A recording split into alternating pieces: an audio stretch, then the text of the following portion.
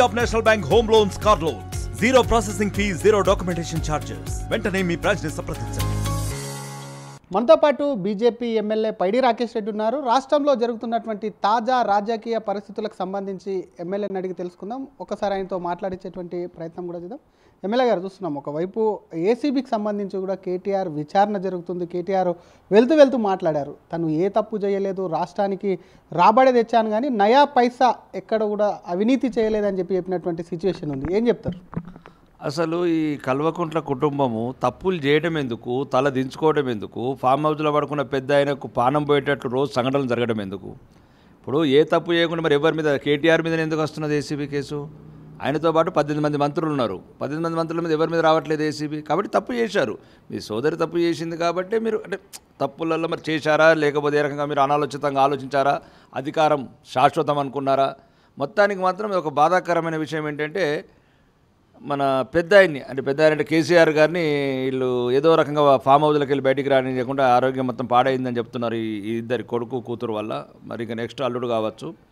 కాబట్టి ఏదైనా సరే నిప్పులేందే పొగరాదు. ఏసీబీ చేయాలంటే ఇంకెన్నో కేసులు ఉన్నాయి, 100 కేసులు ఉన్నాయి. ఈరోజు ఏదంటే వాళ్ళ చేతికి ఏదో ఎవిడెన్స్ ఉంది. ఎవిడెన్స్ ఉంటేనే కదా అధికారులు ఈరోజు నేను పేపర్లో చదివిన దాన్ని బట్టి అరవింద్ కుమార్ గారు కావచ్చు, నాదేం తప్పు లేదు, కేటీఆర్ గారు ఏం చేయమంటే చేశాను, 50 కోట్లు అంటే 50 కోట్లు పంపించాను, ఇప్పుడు మళ్ళీ ఏంటంటే రేవంత్ రెడ్డి 500 కోట్లు పంపిస్తాను అంటే మాట్లాడుతున్నారు. ఐఏఎస్ ఆఫీసర్లు ఎటువంటి సిగ్గు లజ్జ లేకుండా మాట్లాడే విధానం ఏంటండి? ఏ ప్రధాన బాధ్యతలు ఐఏఎస్ చదువుకున్న దీని గురించేనా అరవింద్ కుమార్ గారు? అరవింద్ కుమార్ కావచ్చు, మిగతా ఐఏఎస్ అధికారులు ఇది ఆ స్టేట్మెంట్ ఇచ్చేది.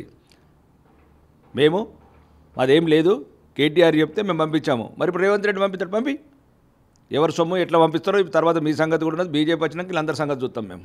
బిజినెస్ రూల్స్ పాటించాల్సింది కేటీఆర్ కూడా పాటించలేదు. అధికారులు మరి బిజినెస్ రూల్స్ తెలియదా ఈ ఫండ్ పంపించేటప్పుడు? మరి అధికారులకు ఎందుకు తెలియదు అంటున్నాను, అధికారులం ఎందుకు అంటున్నాను.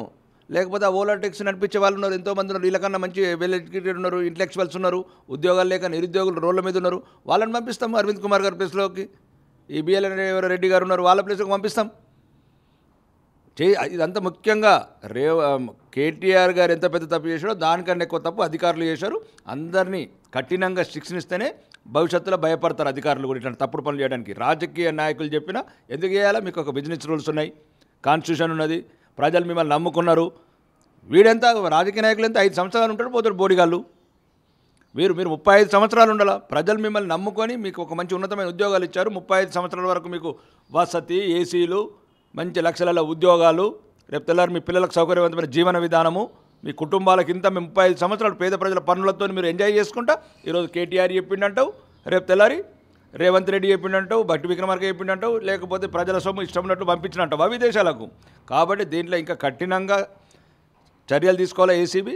దర్యాప్తు కూడా ఇంకా మంచి ఆనెస్ట్ అండ్ డైనామిక్ ఆఫీసర్ని ఇన్వాల్వ్ చేయాలి. దీంట్లో రాజకీయాలకు అతీతంగా దీన్ని దర్యాప్తు చేయాలని కోరుకుంటున్నాం. ఆఫీసర్లు సరిపోరంటారా ఏసీబీకి? వాళ్ళే చెప్తున్నారు కదా.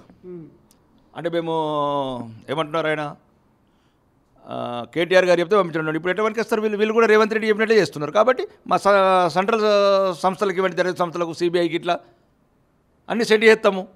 మీరు ఎట్లనే మీ ఇతనే చెప్తున్నారు కదా, మేము ఆల్రెడీ చేతలు ఉడికిపోయినాము, చావలేదు. ఇక్కడున్న రాజకీయ నాయకులు, అవినీతి పరులు, వీళ్ళు ఏం చెప్తే చేస్తున్నామంటున్నారు. ఇలా ఒక ఉద్యోగ ధర్మానికే కలంకం ఇట్లాంటి వ్యక్తులు. కాబట్టి ఇది ఇట్లా కూడా కాదు. ఇప్పుడు కూడా రేవంత్ రెడ్డి గారు ఎట్లా చెప్తారు, దీని ఆఫీసర్లు ఉన్నారు. కాబట్టి న్యాయం, దర్యాప్తు స్వచ్ఛందంగా జరగాల, నిజాయితీగా జరగాలంటే సెంట్రల్ దర్యాప్తు సంస్థలు అయితేనే పర్ఫెక్ట్గా ఉంటుంది. కాబట్టి ఎట్లయితే ఈడీ లైన్లోకి దిగిందో ఏసీబీని కూడా సిబిఐకి ఇవ్వండి, పర్ఫెక్ట్గా దర్యాప్తు చేస్తాం. ఎలాంటి చర్యలు తీసుకోవాలి అట్లాంటి చర్యలు తీసుకుంటాం. కేటీఆర్ గతంలో ఈ కేసుకు సంబంధించి కూడా ఒక లొట్టాపీస్ కేసు అంటూ కొట్టిపడేశారు. కోర్టుకు కూడా వెళ్ళనన్నారు. ప్రస్తుతం క్వాష్ పిటిషన్ హైకోర్టులో వేసారు, కొట్టేసింది. సుప్రీంకోర్టు కూడా వెళ్ళినటువంటి సిచ్యువేషన్ ఉంది. కానీ సుప్రీంకోర్టు రేపు విచారణకు బెంచ్ ముందుకు తీసుకొని 15th తీసుకుంటున్నారు. దీనిపైన విమర్శలు వస్తున్నాయి. అసలు కేటీఆర్కు సంబంధించిన తీరును మీరు ఎట్లా చూస్తారు? వీళ్ళకి ఒకటి ఏదండి, చట్టాలను చెరబట్టడం అలవాటైంది ఆ కుటుంబానికి, న్యాయాన్ని చెరబట్టడం అలవాటైంది. 10 సంవత్సరాల అహంకారపూరితమైన ఒక పరిపాలన చేసిన తర్వాత ఇంకా మేము ఏం చెప్తే అదే నడుస్తుంది అనుకున్నారు. తెలంగాణ ప్రజలని అమాయకత్వాన్ని ఆసరా చేసుకొని ఎట్లయితే ఎన్ని దురాగతాలు చేశారో తెలంగాణలో, ఇప్పటికి కూడా అదే అహంకారంతో మాట్లాడుతున్నారు. నువ్వే తప్పే చేయకపోతే నీకు తెలిసింది నువ్వు సహకరించు, ఎట్లయితే అధికారులు సహకరిస్తున్నారో నువ్వు సహకరించు. నువ్వు చేసింది కరెక్టే అనుకుంటే నేను వదిలేస్తారు. ఇటెంతో ఏసీబీ ఏంది, ఏసీబీలు అంటే 100 కేసులు దర్యాప్తు చేస్తుంది. మిమ్మల్ని పిలుస్తుంది, నన్ను పిలుస్తుంది. దర్యాప్తులో వారు అడిగిన ప్రశ్నలకు సమాధానాలు చెప్తే మన తప్పులేనంటే వాళ్ళే వెళ్ళిపోమంటారు. ఇంత భయం ఎందుకు? కోర్టుల చుట్టూ నువ్వు పెట్టి అడ్వకేట్ల ఖర్చు చూస్తే తెలిసిపోతుంది కదా తెలంగాణ సమాజానికి మీరు ఏ రకంగా తప్పులు చేశారని. ఈ 55 కోట్లు అనేది ఒకటి చిన్న ఇది కుట్రలో భాగం, బీఆర్ఎస్ కాంగ్రెస్ కుట్రలో భాగం. సుమారు తక్కువ ఫిగర్ చెప్పింది అంటున్నారా 55 కోట్లనే? సుమారు 5 లక్షల కోట్ల అవినీతి జరిగింది తెలంగాణలో. 5 లక్షల కోట్లు నేనే చెప్తున్నాను ఇప్పుడు బహిరంగ. వాళ్ళు నేను చెప్పడం ఏంది, ఉప ముఖ్యమంత్రి గారు తెలంగాణ అసెంబ్లీలో చెప్పాడు 2,50,000 కోట్లు కుంభకోణం ధరణిలో జరిగింది. ఈ ఉత్తమ్ కుమార్ రెడ్డి గారు ఇరిగేషన్ మంత్రి గారు అన్నారు 1,00,000 కోట్ల అవినీతి, సుమారు 90,000 కోట్లలో సుమారు ఒక 50,000 కోట్ల అవినీతి జరిగింది. దేనికి వనికిరాదు ప్రాజెక్టు కాళేశ్వరం ఆయన. ఇక ఏమంటారు, మిషన్ భగీరథలో 20,000 కోట్ల అవినీతి జరిగింది మంత్రులు చెప్తున్నారు.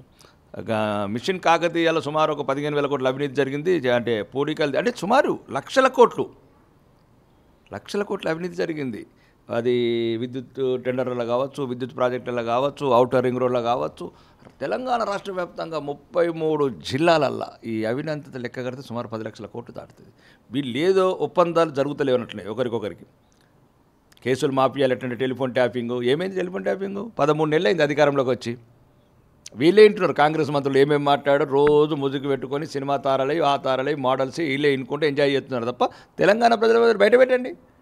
టెలిఫోన్ ట్యాపింగ్ కావచ్చు, నయ్యం డైరీ కావచ్చు. నయ్యం డైరీ ఇదే గౌరవనీయ ముఖ్యమంత్రి గారు అన్నారు కదా, నయ్యం డైరీలలో వేల కొద్ది కిలోల బంగారం, వేలాది ఎకరాలు ఎటుపోయినాయి.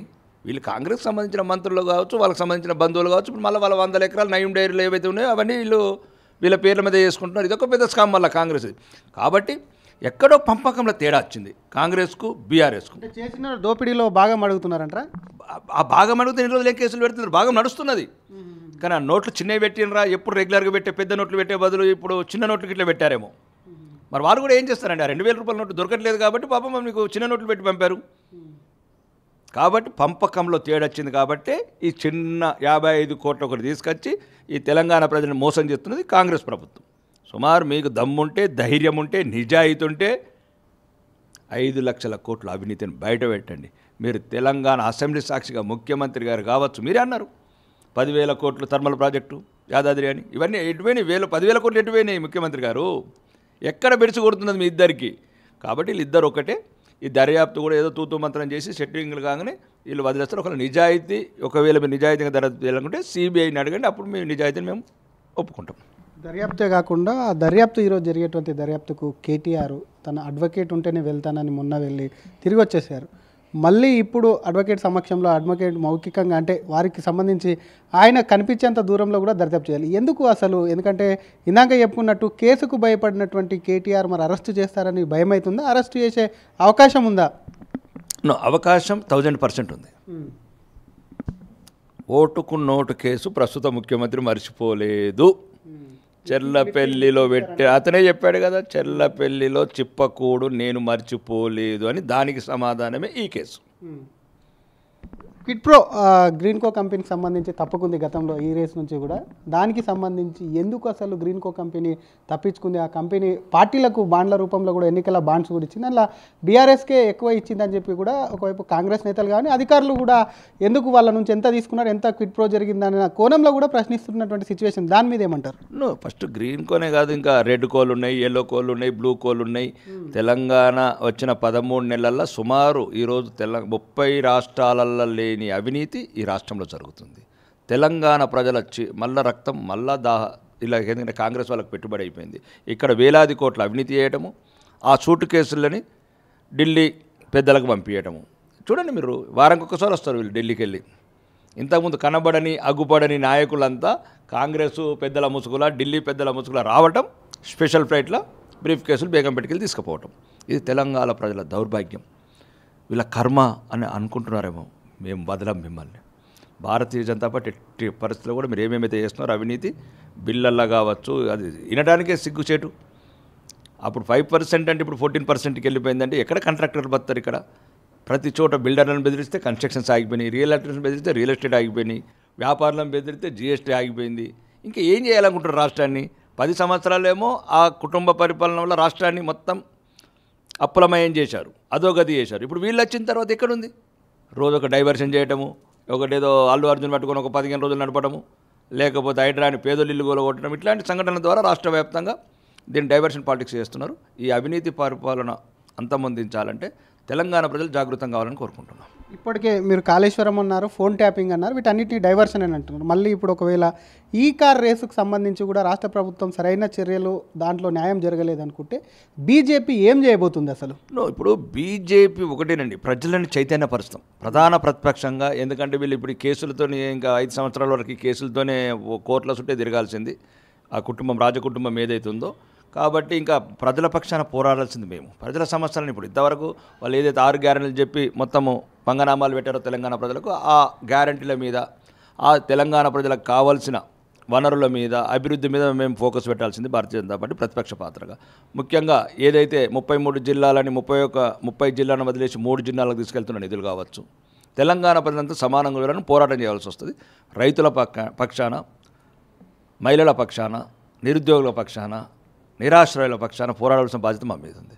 ఒక ఇందిరమ్మ ఇల్లు కట్టలేదు ఇప్పటివరకు, ఒక రేషన్ కార్డు ఇవ్వలేదు, ఒక మహిళలకు 2500 ఇవ్వలేదు, ఏదో ఒక 500 గ్రూప్ అని నోటిఫికేషన్ చేసి మొత్తం 2 లక్షల ఉద్యోగాలు ఇచ్చినట్లు ఫోజులు పెడుతున్నారు. ఇవన్నీ మేము ప్రశ్నించాల్సిన అవసరం ఉంది. బీజేపీ ఈ పాత్ర పోషిస్తుంది. ప్రజల తరపున, ప్రజా సమస్యల తరపున పోరాడుతూ ఈ 3-4 ముచ్చట చేసి, ఇంకా చివరి కాంగ్రెస్ పార్టీ సోదరుడు తీర్మార్ మల్లన్ అన్నాడు అన్న, నీకు థ్యాంక్స్ చెప్తున్నా. నువ్వు అన్నది ఏమంటే చివరి ముఖ్యమంత్రి రెడ్డి ముఖ్యమంత్రి రేవంత్ రెడ్డి అని. ఓకే, రెడ్డా బీసా ఎస్ఏ పక్కన పెడితే ఈ తెలంగాణలో మాత్రం చివరి కాంగ్రెస్ ముఖ్యమంత్రిని చేస్తాం మేము. ఓకే, ఇంకొకటి మీ జిల్లాకు సంబంధించినటువంటి మీ జిల్లాకు చెందినటువంటి కోడలు అనుకోండి, తను కూడా మాట్లాడుతూ రామన్న మీద కానివ్వండి, పార్టీ నేతల మీద కానివ్వండి అక్రమంగా కేసులు బనాయిస్తున్నారు. దీనిలో బీజేపీ పాత్ర కూడా ఉంది. బీజేపీ కాంగ్రెస్ రెండూ కలిపే బీఆర్ఎస్ని దెబ్బతీసే ప్రయత్నం చేస్తాయని చెప్పి కూడా అంటున్నారు. తను నిప్పు కణికలా బయటకు వచ్చిన అని ఇప్పటికే చెప్తున్నా, అని ముత్యంలా బయటకు వచ్చిన నిప్పు కణికల్లా ఎవరు నేసినా సరే బీఆర్ఎస్ వాళ్ళని బయటకు వస్తారని చెప్పినటువంటి సిచ్యువేషన్. అంటే దీన్ని బట్టి కవితక్క దగ్గర చాలా డాటా ఉందన్నట్లు. ఎవరెవరు ఎంత దోసుకున్నారు ఈ 10 ఏళ్ళల్లో, ఎక్కడెక్కడ ఆమె కట్టుకున్నట్లు 400 కోట్ల ప్యాలెస్లు ఎట్లా కట్టుకున్నారు అంటే చాలామంది ఎవరిని వేసినా నిప్పు కణికల్లా కట్టారంటే మంచి డాటా ఉందన్నట్లు. అక్క ఏం డోంట్ వరీ, త్వరలోనే కాంగ్రెస్ ప్రభుత్వంతో మీరు ఎట్లా కుమ్మక్కైనరో మాకు తెలుసు. తర్వాత ప్రజలు మేల్కొంటారు. ఒకవేళ ఇప్పుడు కూడా చెప్తున్నాం, కాంగ్రెస్ ప్రభుత్వానికి ఒకవేళ ధైర్యం ఉంటే అన్నిటి మీద మాకు ఇన్వెస్టిగేషన్ సిబిఐకి చెప్పమను, మొత్తం టీఆర్ జైలు నింపుతాం అక్క. థ్యాంక్ యూ అండి. ఇది ఒకవైపు కేటీఆర్ ఖచ్చితంగా కూడా అవినీతి చేశాడైనా జైలుకు వెళ్ళడం అని ఖాయమని చెప్తూనే, మరి అవినీతి చేయకుండా ఎందుకు భయపడుతున్నారు, లాయర్లకు కోట్లు ఎందుకు ఖర్చు పెడుతున్నారని ప్రశ్నిస్తూనే, ఇది ఒకటే కాదు, దాదాపుగా 5 నుంచి 10 లక్షల కోట్ల అవినీతి బీఆర్ఎస్ హయాంలో జరిగింది. కాంగ్రెస్కు దానికి సంబంధించి అవినీతి ఒప్పందం, అవినీతిలో భాగం అడిగినందుకు అక్కడ తేడాలు వచ్చినందుకు ఇటువంటి డైవర్షన్ పాలిటిక్స్ ప్లే చేస్తుంది. కాబట్టి ఖచ్చితంగా ఒకవేళ ఏసీబీతోని ఈ కేసు అవ్వకపోతే మాత్రం అటు నేషనల్ దర్యాప్తు సంస్థలు ఏవైతే ఉన్నాయో జాతీయ దర్యాప్తు సంస్థలకు ఇవ్వాలి, నిగ్గు తేలుస్తామని చెప్పి చెప్తూనే, మరొక పక్క కవితకు అన్ని తెలుసు కాబట్టే జైలుకు వెళ్తారని చెప్పి చెప్పకనే చెప్పిందని ఎమ్మెల్యే పైడి రాకేష్ రెడ్డి అంటున్నారు. కెమెరామ్యాన్ విజయ్తో శ్రీధర్, RTV, హైదరాబాద్.